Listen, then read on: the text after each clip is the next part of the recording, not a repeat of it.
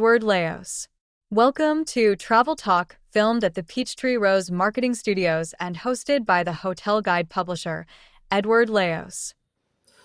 Good morning, everybody. Edward Leos here, publisher of the Hotel Guide and your host of Travel Talk. Really excited about today's episode. I've actually had a chance to talk with Ignacio a couple of times offline about some of the great things his company's doing, not only himself, but his company. But Ignacio, so great to have you on the show today. Thank you. Thank you, Edward. Thank you for having me. It's a pleasure. No, it's going to be a fun one. I love your story, and I can't wait for our audience and listeners to kind of learn a little bit more about yourself and about Grove Bay Group and what y'all are doing. But like I always like to do for all of my guests is to tell us a little bit about yourself, kind of how you got to where you are now at Grove Bay Group, and then we'll talk a little bit about the business side of things as well. Yeah, so I got into the business sort of by dumb luck. I actually started my career with Deloitte and Touche, which is a CPA firm. So I took sort of an unusual path, and I was working as in a finance department in a big company. And when I get a call out of the blue from Don Shula's son, Dave Shula, one day. And he had gotten my name from somebody that we know, and they were looking for a CFO for their restaurant business. And I didn't know anything about the restaurant business. All I knew is that I like to eat and drink. But when Dave Shula calls to meet with him and his dad, Coach Shula, being a local boy from Miami, following the Dolphins my whole life, I had to say yes. Yeah. So I ended up walking into their office, and I see the Super Bowl trophies and the Hall of Fame jacket, and it took me about 2 minutes to say yes, I'll take the job. But I realized I didn't know. I was a CPA and I was a finance person, and I understood business, but I didn't know anything about the hospitality other than I enjoyed eating and drinking. But once I got into it, I realized that was my passion. My passion and my job were now the same. So I did everything I could to learn everything about the business. I went to Cornell to do a certificate in food service. I did seminars, webinars, conferences. I read every book possible. And then 20 years later, here I am. Awesome. How important is it to always continue to get better from a knowledge perspective, industry wise, but also just in general? Oh, if you step into my office, I have a whole bookshelf full of books. So I am constantly reading books, not just about hospitality, but a lot on leadership, management, strategic books. As a CEO of a company, I think it's up to me to always try to get better as a leader, right? Nobody ever reaches and says, okay, I've arrived, I'm there, right? It's always a learning process, and you're always trying to get better. And I think I owe it to the 1,000+ team members that we have that I try, that I'm always trying to improve myself. Yeah, I think as a leader goes, the rest flows. So that's the saying, when it comes down to it. So I appreciate you for saying that in terms of what you're doing. So let's talk a little bit about Grove Bay Group. Tell our audience a little bit about who you guys are, some of the great things that you may be having on tap, and then what kind of is so unique about what you're doing. So what makes us a little bit unique is that we have two sister companies. We have a company that operates restaurants and airports. So we're in Miami, Providence, Raleigh, and Seattle. And we're looking at bidding at a couple of other airports this week. And then our sister company operates restaurants on the street side. I think what makes it a little bit different in our street side operations is that we partner with well-known chefs or celebrity chefs like Jeremy Ford, who won Top Chef, Marcus Samuelson, so on and so forth, to create concepts. I think we're only one of two restaurant groups in Florida that have earned multiple Michelin awards, for three of our different restaurants, with Stubborn Seed earning a Michelin star for the 4th year in a row. And it actually also earned a Michelin Green Star this year. So we're very proud of that. So I think we're very unique because we're the only ones. I don't say we're the only ones, but I don't think there are a lot of groups like ours that can operate a Dunkin' Donut in an airport all the way up to Michelin-rated restaurants on the street side. It's a pretty wide, it's a pretty wide range of different concepts that we have. But what we're finding in the airport concept, which is why sort of what we got into into that area, is more and more more and more airports are going away from the Chili's and the TGI Fridays, and these airports are looking more to showcase their local chefs, local concepts, local breweries, and I think that's sort of where we fit in, because what we pitch to the airports is, listen, we have experience being in the airports, but we can also create whatever concept you want. We can partner with your local chefs, and we can create concepts. So not a lot of the big concessionaires that are in airports, like on HMS Host, so those don't have those capabilities. They're just too big to do that. So that's kind of our niche in the airports. So we're kind of taking what we do street side, partnering up with chef driven concepts, and doing that in airports as well. So talking about the airports, that's one of the things that intrigued me when we had our first conversation, was what you're doing in the airports. And I love that ability to bring the local perspective, the chef side of things, and just to be different. I mean, yeah, sure, it's nice to have brands here and there and brand recognition, but sometimes when you go to an airport and you see a local culinary, leader there in a restaurant, I think that really just stands out for not only the city, but also for the tourists who are flowing through there. Don't you agree? Oh yeah, absolutely. And it makes all the sense that these local airports, let's take Raleigh as an example, which is the one that we just opened. They actually, so we just opened 3 concepts with them. One is a local bar. One is the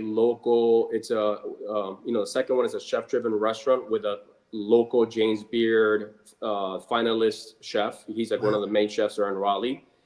And then the third one is a coffee shop, and it's a local, well-known coffee shop called Black and White. And they actually kicked out a Starbucks to put a Black and White there. So if that doesn't tell you, and strangely enough, we're doing more sales than the Starbucks did before us, which that is very shocking to me.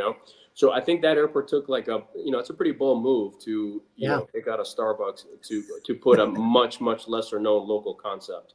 But that just sort of shows you where the trends are going. That again, like you mentioned, airports do want to showcase their local talent and chefs, concepts, bars, coffee shops, whatever it is.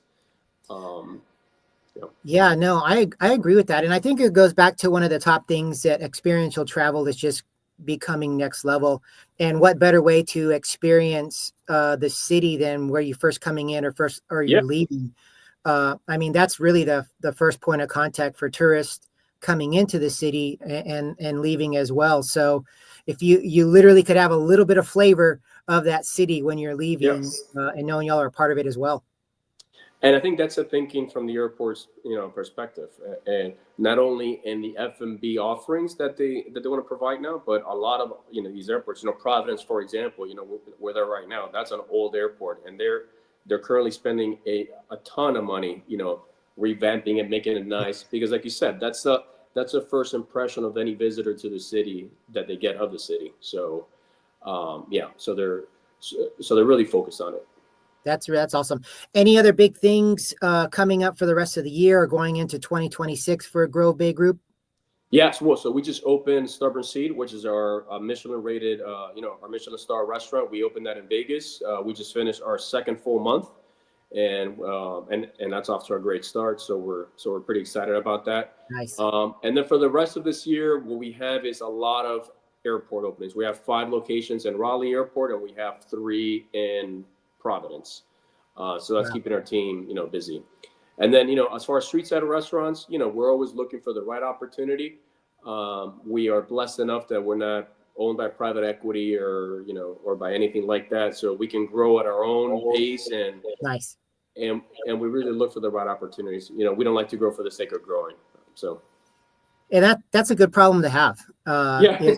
When you can control that narrative, it just makes things a lot different, which it goes back to the nature of your business and the creativity and the uniqueness of it and why you're successful at it. So that's even better. So kudos to you on that. Thank you. Let's shift a little from the business side to the personal side. I always like to ask my guests a couple of questions regarding travel. I'm sure you're a well-versed travel man. Yeah. What are a few of your favorite travel destinations? And then, give us some of your bucket lists that are on your your agenda? Yeah. So I lived in Argentina when I was a kid. I was born here in the U.S., but my dad worked for Wells Fargo Bank. And then when I was 5 in the 1980s, you can do the math. That's to my age, I guess. But he got transferred to Buenos Aires, to open Wells Fargo, down in Buenos Aires back in 1980. Yeah. So I spent 6 years of my youth there. So that's always a spot that I love going back to. Buenos Aires is one of my favorite cities. But other than that, I just love going to Europe. That's my go-to. I've been to London, Madrid, Spain, France, Italy. So I've actually thought about at some point later on, when I retire, maybe getting like a summer home and somewhere around there and kind of, spending part of my year out there, because I enjoy it so much. South Africa is definitely a must do. Cape Town is just stunning, completely beautiful. But on my bucket list, somewhere that I have not been, I like to do something a little more adventurous. You go to Iceland, Antarctica, something really out there, something that a little more eco friendly. Most of the trips that I've taken have been more, sightseeing and, big cities and eating and drinking, which is kind of my job. So it's kind of what I do. But I think soon enough, I'm going to have to take sort of a different approach and do something a little bit more adventurous. No, I think that's great. Adventure travel is just really taking off as well. And it goes back to the experiential side of things. You're probably, out of all the guests that I've had, the second person that said Antarctica. Yeah. That seems so random, but it's probably pretty cool, right? I don't know. No, yeah, definitely. I think I've actually seen some podcasts of some people who have, traveled there and experienced it. And so it's a pretty unique place. And it's one of those things that's kind of awe-inspiring. You're in the middle of, I don't want to use the word nowhere, but it's a different form of life. And that's pretty cool. Yeah, for sure. But that's all good things. On my bucket list. No, that's always good. I'm never surprised by people's bucket list or what they've loved to travel. It's really cool to hear different perspectives from leaders around the world that we've had the ability to chat with. So we got a couple of minutes left. Mm-hmm. So what's the best way for people to find you or the company, especially if they're like, hey, I've got an idea about aligning with you, or some ways in that way? What's the best way to do that? Yeah, I think through our website, it's grovebaygroup.com. All our information is there, down from all of our restaurants to, how to contact us. Everything's on there. So I think it's probably the best way. Grove Bay Group. Yeah. No, that's good. Grove Bay Group. We'll have that information in the comment section of the podcast when it comes out as well, so people can find you and get to learn more about the company and what you're doing. But Ignacio, it's been an absolute pleasure having you on the show today. I love what you're doing, and I have a feeling this won't be the last time we have you on the show, not just for the tourism and hospitality side, but I love, you're really piquing my interest with the leadership side. Being a leadership and business coach myself, I understand. I understand the importance of what that means to a company's success. Yeah, it's so important, and the more you read and the more you look into it, you realize that there's so much more you don't know, right? So it's always it's an evolving process of just trying to better yourself, and I'm a big fan. Oh, awesome. Well, hey, it's been a pleasure having you on the podcast today. And like I said, I look forward to having you back on soon enough. Thanks, Edward. I appreciate it. Perfect. Well, hey, to all of our listeners, readers out there, you know the drill, thehotelguide.com. That's where you can find us. But please please subscribe, please share this podcast as well. A lot of great content from Ignacio and some really cool things happening at Grove Bay Group. I have a feeling you're going to hear more and more about them, especially as we align and moving forward. So as I like to tell everybody, travel, make memories. Until next time, everyone, take care.